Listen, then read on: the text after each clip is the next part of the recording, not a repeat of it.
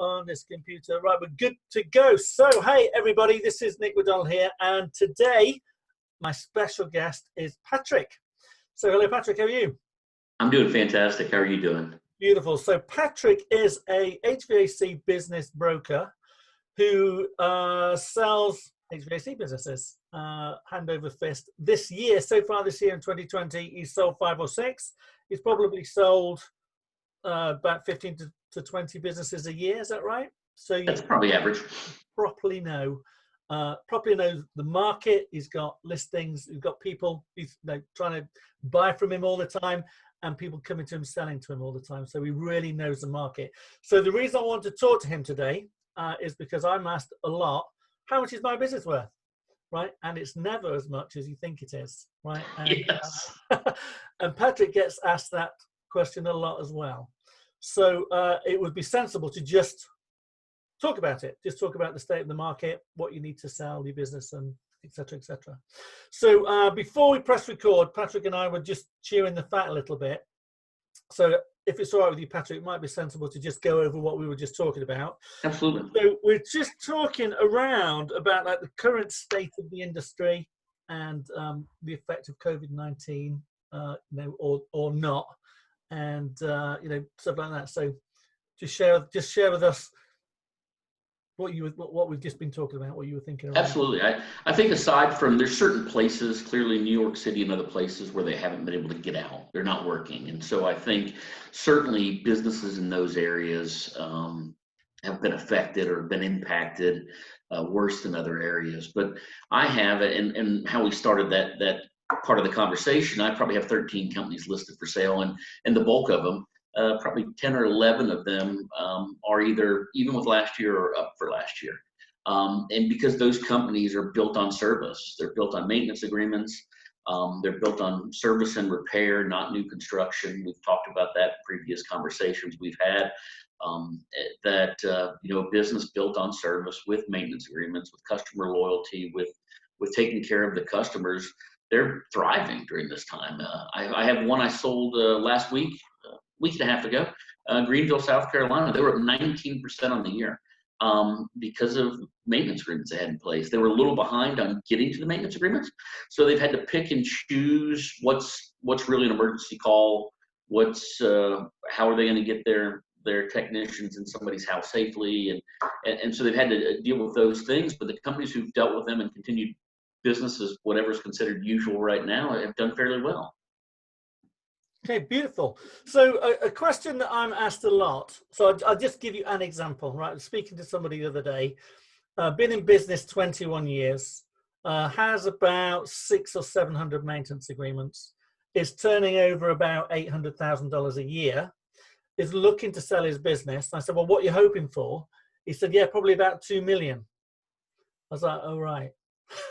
Okay. So I don't know if that's, right now, if that's possible. So just let's just start at the top as far as selling. What is actually selling at the minute? I mean, is it like a mom and pop shop? Are they, the bigger businesses? What's the threshold for selling? If I'm only doing 200 grand a year, or if I'm doing 2 million a year, whereabouts, or is everything selling? I can a couple things on that. First off, I joke and I say I get to tell everybody their baby's ugly on a daily basis, because most of small business owners, like myself, spent their entire life building their business. It's like their baby. So I get to come in and say $2 million. That's not even close. And so they become angry with me, and I make a lot of enemies that way. But the reality is I believe it's better for me to tell people the truth than to take a listing, put it out in the market, and it's never going to sell. And so I see that happen all the time. You'll look on various for sale by owner and even for sale with broker sites, and they'll have crazy numbers that a company who's doing $500,000 in sales and they've got it listed for $5 million. Well, nobody's going to buy that. I mean, mathematically, it doesn't make sense. There's so much out there that you could buy that you wouldn't do that. Back to your question about what's selling. Things that one, there's a separation from the owner from the business. So the owner's either not in the truck at all, running calls, or the owner's limited in their time in the field. They're more of a manager or a general manager type of position. Companies that are focused on service. Buyers, the first question most smart, educated buyers ask is how much risk is there in new construction? What percentage of the business comes from new construction? And that's something that they discount the business for immediately. Because oftentimes that new construction, one, it's either based purely on pricing. So you have the business because you're the cheapest guy in town, or two, it's a relationship that you have with the builder. Well, as soon as you sell that company, that relationship leaves. So a buyer translates that into no value to them. So those things, maintenance agreements, separation of service from the owner to the business. So they may be the name of the company and the face of the company, but they're not the ones who run all the service calls. Those are doing extremely well. And things with clean books. And so we're in a challenging time from a financing standpoint, although I think it's one of the best times really to buy a heating and air company, partially because of what the SBA is doing. They're making the first 6 months of payments for you. So in a 10-year loan, they're paying 5% of your loan for you, which is unprecedented in my opinion. And interest rates are at record lows. So I think it's a fantastic time to do it. But because of everything taking place, banks are becoming more strict in what they're willing to lend on. And so if your books are a disaster and they can't tell the profit from the personal expenses, it's going to be challenging for somebody to get financing for that. So those are kind of the three main things: built on service, separation of service from the business owner to the actual business themselves, and clean books. If you have those things, I can tell you that my phone rings off the hook all day. When the virus first hit, probably the first 2 weeks, it was like a ghost town. I was shaking my phone to make sure it was working. Nothing happened. Nobody called. No emails. I think everybody just kind of stuck their head in the sand. And now as we're starting to realize that there is going to be life after the virus, that everything's going to continue on, it's blown me away at the level of activity. I've worked 7 days a week for the last 3 weeks because I have appointments on Saturdays and Sundays as well, because I couldn't fit them in during the week. I mean, there's that many people that are that interested in acquiring quality companies. Wow. Okay. So is there like a limit to, like a bottom limit to, well, if you've got all of those things, but you're only doing 500,000 or 600,000, are they rich pickings, or is it? No. The reality is where the bottom limit is from staffing. The hardest companies that I've had to sell the last 2 years has been single man shops or 1 and 2 man shops. So you're the entire business, and oftentimes that's not a business, it's a job, a very good paying job, obviously. I mean, working in this industry, a 1-man shop or a 2-man shop could do $300,000 or $400,000 in sales. So not necessarily from the sales figure standpoint, more of the employee count standpoint. Is there actually a business there to be purchased? Obviously, from a dollars and cents standpoint, they're only going to pay you what you're doing in profit. So if your numbers are low, you should anticipate a low check or a low purchase price. But they're still selling. I mean, that's not a problem, because whether it's a competitor, somebody looking at moving to the area, somebody expanding the area, there's always a strategic buyer somewhere. And I see a lot more competitors now that have realized that they can buy a company cheaper than they can market their way to a company.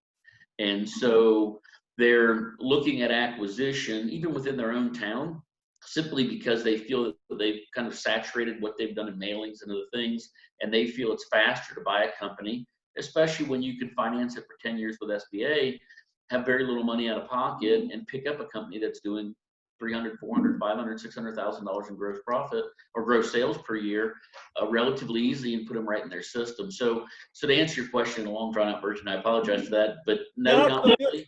Not really from an income standpoint, more from what's the business built around. The 1-man and 2-man shops have been the absolute hardest to sell, and have sold for substantially less money than the sellers initially wanted. Right. Okay. So if I was a 1-man guy, right, and actually no, if I was like I've had two or three trucks, and I had been the owner, and I'd been using my business bank account like my own bank account, and I've been buying a boat out of the business, what I shouldn't have been doing, and I've just been taking money out but not showing it properly in the books, right? To recover that, that's quite a tricky thing to do. right? Number one. But also, how far back? So if I thought, right, actually now I'm on exit strategy and I want to get out. How far? Well, how long do I have to be honest? for want of a better expression. The best number is 3 years, because typically a bank and a buyer is going to last for the last 3 years history. So if you're able to get the books cleaned up and keep them clean for 3 years, that's the ideal scenario. Oftentimes when people decide they're going to sell, and I've been there myself, I've sold my own business, and somebody I probably would have paid to take it at some point, but it's just when you're done, you're done. And so at least 1 year of clean tax returns. And the term we use is you can't get paid to steal twice. So you can't expect to cheat the government and save taxes, or however, be creative with your accounting. You can't expect to do that and then somebody pay you for that. And so if you decide it's more important for you to save taxes, then don't expect the buyer to come in and pay you for that boat payment, because that's the reality of what's going to take place. Somebody's only going to pay you what's provable, and the longer track record you have, the more believable it becomes. But the 3 years, depending on the size of your company, if a bank's going to request 3 years before they'd ever consider loaning on it. And so if you have to sit down with a spreadsheet to go back and add up all your personal expenses and how they tie into the business, and then proving those, it's going to be challenging for you to, one, find a buyer, and then two, once you do find a buyer to get it across the finish line. Because I think that's my job is really two parts. I believe part of my job is the marketing. So it's finding buyers, and we've been fortunate that now we've got a lot of buyers, and it seems that the buyer pool is getting bigger and bigger on a consistent basis. So that's half my job, is finding that person who says they want to buy it, and the other half is getting it across the finish line, because there's going to be due diligence. They're going to want to see bank records. They're going to want to see proof of things, and so I help in that process, because most sellers have never been through that before. And so I think that's kind of the other half of my job, and reality is probably the more important part of my job, is being able to get it from, we got it under contract, we have an offer, we've got it under contract, and now we've got to get it to closing. And those are the more stressful times, as opposed to just running a bunch of ads in places. Sure. So what would you say is typical? Is it typically I come in, I have the initial look, yes, I'm interested, let's have I'm going to put my offer in, but my offer is dependent upon me combing through the books and me having a proper understanding of that business. From your experience, if my books aren't straight and, all of that, is there a reduction in what I'm willing to pay? Yes, absolutely. It has to be. Yeah. And is so that the first offer is never the final deal? And also, I didn't mean to cut you off. I'm sorry there. I try to eliminate that. That does happen from time to time, and we see it a lot with private equity groups that are coming in, trying to get into the industry now, is they'll come in and they'll make an offer, or giving us an LOI, letter of intent, and then they'll try to renegotiate once the process gets going. What I prefer to do personally is I want to give that buyer everything to make that decision. And so I want them to know all the numbers before they ever make an offer. Because if you as the seller agree to a price, and you know where the price needs to be for you to achieve your retirement or pay off your house or whatever those goals are that you've got, so you know where that bottom line figure is. If you accept their offer, wherever their first offer comes in, when they come back in the second time, chances are that relationship with you and them is not going to be very good. And so it's going to make for a challenging relationships. And I like it, because the reality is you're taking over my legacy. You're taking over my employees, my customers that may have been customers for 30 years. I want to get along with you. I want to see my business do well. I want to see you succeed. And if there's challenges in that relationship at the onset, it's going to just get worse over time. So my process, and I'll kind of do it briefly, is we run ads. Somebody contacts me, I make them sign a non-disclosure agreement. I make them give me financial verification that they're really a buyer, because this world, there's a lot of dreamers whose aunt and uncle is going to give them the money and all these wonderful things, and it never happens. So before I release any information, I want you to sign a non-disclosure agreement. You're not going to tell anybody, because I don't want employees, customers, or anybody else to know it's for sale. And then I also have you give me financial verification of that you're in a position to buy it, And then I give you a full packet or a full report on the business for you to take a look at. If after that point you still raise your hand and say, yes, I'm interested, then I set up a meeting. Whether it's on the phone or in person, depending on how far of a distance we're talking about. I set up that meeting because I think that the buyer and the seller, once again, need to get along, and I'd rather start that at the onset. Because if we have that meeting and you as the buyer, we walk out and you say, that guy's a jerk, I'm not buying his business. Let's know that now, not 3 months from now when we're trying to close and you have to work side by side with them. So I've lost some deals because of it, but I think long term, it's better for everybody involved. So I put the two of them together and I'm there. And so we answer questions. What do you need to know about the business? What do you want to see about the business? Let's look at the trucks. Let's look at the equipment. So when you make that offer, you shouldn't come back to me and say, I didn't know that they were creative in their accounting and now I want to change my price. You knew that prior to you making the offer. So the due diligence process is more just you verifying that everything we've told you is true and correct, and solidifies your offer. Does that make sense? Yeah. So following on from that, if I were to sell you my business, do I have to stay in my business for a period of time and work with you side by side for a year, 3 months, 6 months, or can you give me the cash and I can then go to the Caribbean? What happens? Yes and no. So I've had companies that we've sold that the day the sale took place, they took a picture in front of the sign for them to use for the marketing and they've never seen each other again. I've had others where part of the negotiation process is for you to stick around for 3 months or 6 months. I don't like sellers agreeing to stick around longer than 3 months. Because once again, back to this is their baby. They spent the last 30 years building it. It's run the way they want it to run, and they've been the owner, and they've made every decision. Now they're going to sit across the desk from somebody else who owns it now, and they're going to make decisions they don't like. And so it's challenging for somebody to watch their baby be run by somebody else in a way that you don't agree with, doing different things.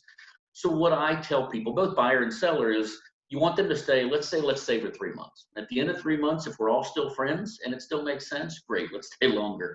But if not, we can walk away and there's no hard feelings. Not because either side is wrong, just because how you run your business and how I'm going to run your business are two completely different things. And we're not going to want to sit and watch somebody else do that. So typically we normally offer in a transition 2 weeks. So if it's somebody in the area, within 2 weeks, you can introduce them to supply house, your employees, get some things set up. Anything longer than that typically is negotiated. Beautiful. Okay. So let's just recap, right? So first of all, maintenance agreements, service agreements, and customer relationship is key. Huge.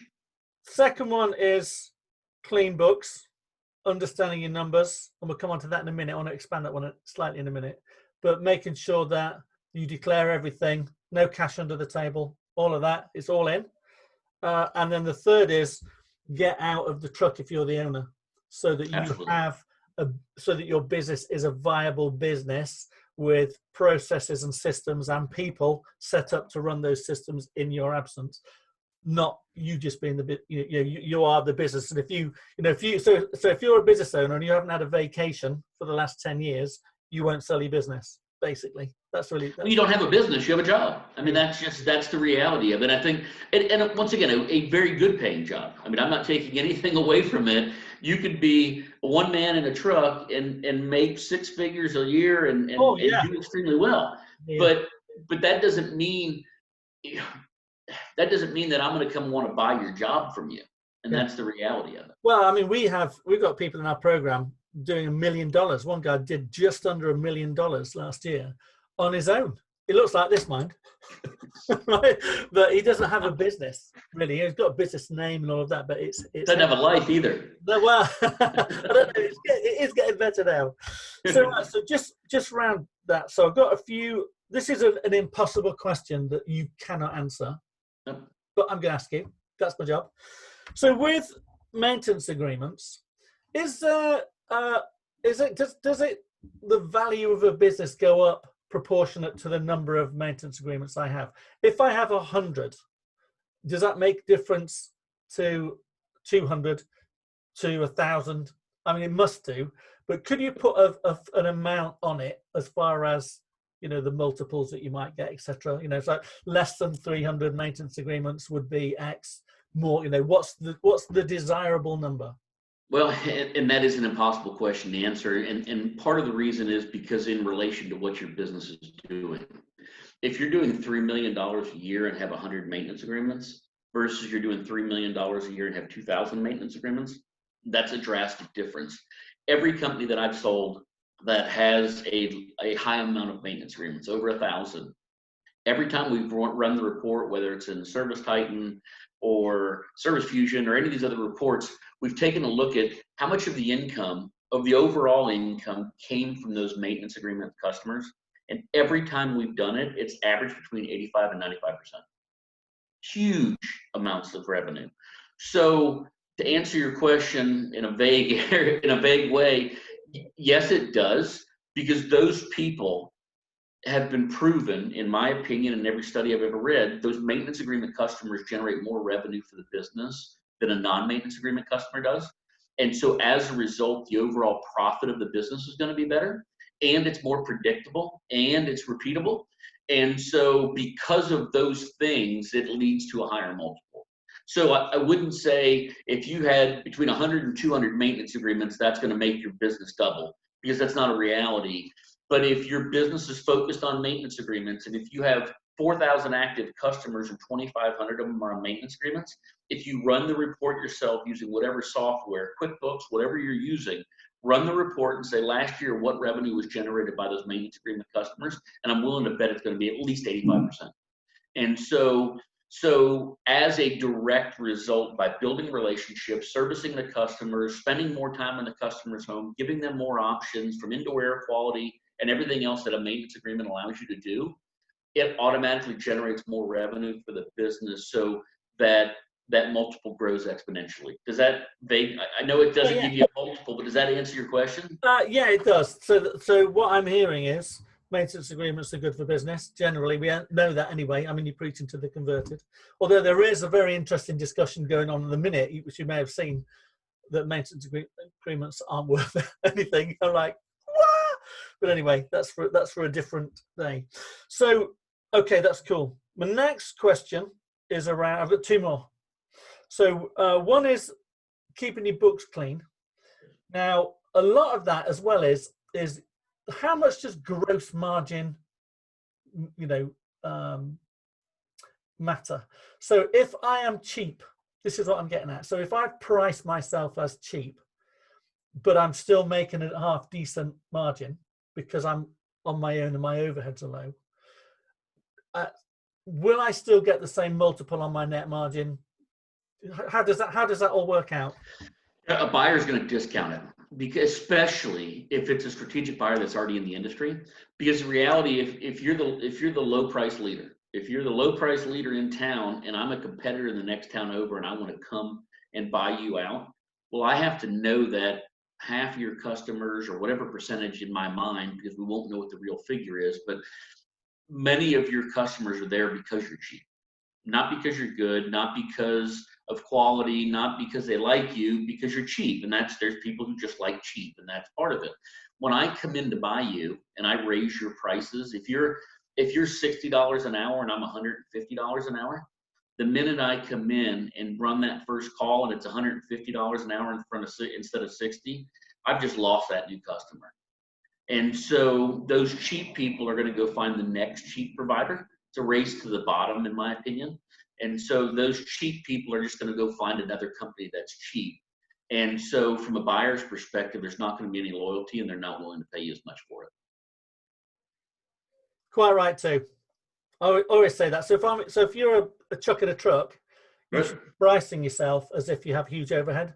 And Absolutely. If your hourly rate is only two figures, then you need shooting. And a buyer sees that, and that's the reality, because if I come to you and I'm planning on doubling the price, who's going to stay? And it's such a risk that why am I going to buy your company because you're cheap when I can buy another one down the street who's not cheap? And there's not going to be a big transition. And most of the buyers that are buying, I believe, are delivering more service than typically who they're buying out, oftentimes because of margins or size of company, or the seller's just done and just wants to get away and is not going to do anything new. So, and that buyer's looking at being proactive, but it comes down to dollars and cents as well. That buyer wants to be in a position to deliver better service to the customer. And if their margins are so small that they can't, those customers are going to leave. Yeah. So it's folly, isn't it? It's folly. Okay. Well, if you want to sell, that is. So, right. And then my last question really is, so we've been talking about things that aren't good. One is new construction is not good. The other one is don't be cheap. And then this is the interesting one, is small businesses tend to have a lot of family involvement as well. So if I've got my niece answering the phone and my son in a truck, and my wife is doing the books, yada, yada, all of them receiving a bit under the table, etc. How does that affect my business? And affect the price of my business? Great question. And I've never been asked that, but that's something I should talk about more, because on a questionnaire, when I send it out to a seller, I ask them what family members are there.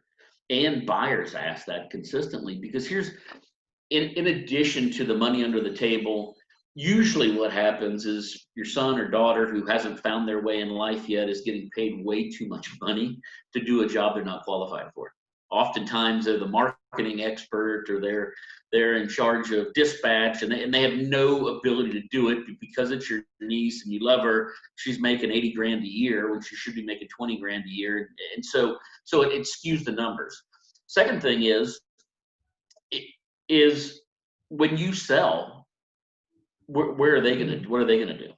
So your wife's chances are is not going to stay. Your daughter's not going to stay. Your niece is not going to stay. So that buyer now looks at your business and says, well, there's 5 people there and 4 of them are family. What am I buying? And then the third part of that is, as they ask that same question, is, if it's such a great business, why aren't they buying it? And so it makes for challenging times, and it makes for difficult discussions that we don't want to have, because that's the real answer. If it's a great business and your family works here and can run it, and they're going to stay here and run it, why don't they buy it? And that's the first thing I would ask. If they're here, why aren't they going to take over? And then once again, it goes back to, they're going to leave. I mean, the reality is, when mom or dad sells, or aunt or uncle sells, it's not going to be the same. They're not going to be able to come in whenever they want to. They're not going to be able to bring their dog to the office and sit around all day long and not do anything. If I'm paying them, I'm going to expect to get an honest day's work out of them for what I'm paying them. And so from a buyer's perspective, it makes them leery. And what's going to stop each of those people from leaving and going to another company, and now the customers go with them? So now you start talking about non-compete agreements with family members, and it makes things way more complicated than you want them to be. Okay. So there's quite a lot there to consider, right? So if I'm watching this and I've got a family-run business and my books aren't very clear and I don't have very many maintenance agreements, but I want to sell my business, let's just talk now, because I said that was my last question, but this actually is my very last question. No worries. Is what's kind of expected? I know it's very difficult. You can't go, oh, well, it's 2 times the multiple for this, or it's 8 times the multiple, yada, yada, yada. A lot of business owners have an inflated value of their own legacy, right? Which is sometimes, 10 times more inflated than it needs to be. Often. Yeah. So what would you say? Let's just say that I've invested my time. I've got my books in order, and I think, right, well, I'm 60 now. I'm going to be 60. I want to retire when I'm 63. So I've got 3 years to get my books in order, to sort my maintenance agreements out, and to get rid of my family, right? If I can, out of there, and I'm going to get myself out of the truck. And I'm currently, my net is, I don't know, 10%, 15%. Let's just say I'm netting $100,000 a year, and I wanted to sell it now. What what's the expected multiple? Typically, now I'm going to get in trouble for saying this because somebody's going to call me and say that's not what you said. But so a ballpark, an extreme ballpark is 2 times what we call seller discretionary. Seller's discretionary earnings, and that's going to be the wages you take. That's going to be any add backs, and add backs are going to be things that we classify like depreciation, any interest you pay, or expenses that you have that if I own the company, I wouldn't have. So if it pays for your wife's car payment, and we can prove it with the bank statement, we see it going out, all those types of things. So your pay, there's any add backs on there, and then any profit at the end is going to be a total of seller's discretionary. So typically, an average we see is 10 to 15% is fairly average, is what that ends up being, and a 2-time multiple of that is going to be a good ballpark. Sometimes it's 2.5, sometimes it's 1.5, sometimes it's 3, depending on the market. But if you're looking just for a ballpark window, a 2-time multiple is good. As that figure goes up, though, that multiple starts going up. So if it goes from 100 to now it's 700 you're making, that seller's discretionary is 700, that multiple will start going up because now you start attracting a different, I'm going to say a different type of buyer. You become more attractive to private equity groups. You become more attractive to these bigger companies that are looking at acquiring stable companies in a specific area to get market share, and they'll pay a higher multiple for those. So when that net income goes up, then that multiple will, it's not necessarily dollar for dollar, but the closer you get to $1 million, the higher and faster that figure grows. Does that answer your question? Yeah. So if I wanted to sell my business for $1 million, I got that in my head, right? Yep. What would I need to show in my books net profit? 500,000. Okay. With everything added up. So your paycheck, the profit of the company, and any of those add back figures, 500,000. If you're close to there, I'd feel comfortable you'd walk away with $1 million paycheck. Beautiful. Okay. So thank you very much. So let's have a recap. I'll recap, see if I've been listening, and you can mark me out of 10. So top 3 things: service focused business with real relationships reflected in decent number of maintenance agreements. 2 is clean books, pay your taxes, bank the cash, stop messing about with your money. Right. 3 is get the owner out of the truck, nobody on the tools, so that you've got a business to sell rather than a job to sell. They're the top 3. That's your basic criteria. If you don't hit any one, if you're missing any one of those 3, you can forget it largely. Things not to do: new construction. I'm not saying not to do new construction, but if you're looking to sell your business, new construction is not going to add any value to your business. Minimize family involvement if you can. That's always tricky. Right. And then don't be cheap. So that's 3 must do, 3 no do. So if I'm interested in talking to you, right, and you must, and again, what you don't want is a flood of people going, how much is my business? How much is my business? How do we get in touch with you then? Because your company is a business modification group. So just tell us how we will get in touch with you if we're interested. Absolutely. You can call me directly. My number is everywhere, but if you want to write it down, my number is 352-440-4604. That's 352-440-4604. That's my direct line. I believe selling your company is extremely confidential, and so the call goes directly through me. So if I'm on a call like this, I certainly won't be able to answer it, but I'll definitely give you a call back. Go to my website, businessmodificationgroup.com. I'm on Facebook. I'm on LinkedIn. I try to put a lot of information out there. I do a blog post on my site as well. You can read articles. So I'm fortunate that we get published in ACHR News, HVAC Insider, HVACR Business. So several of the industry publications we're fortunate to get published in. But call me directly or email me. My email is directly on my site. It's patrick@businessmodificationgroup.com. So I'm open to talk anyway. And to be honest with you, I'd rather talk to you now if you were wanting to sell 3 years from now, so I can get you heading in that right direction, because most of the time people call me, they're ready to sell, which I love. Obviously, I'm in the business of selling heating and air companies, but they'll call me and they'll say, wow, I wish I would have known this 2 years ago.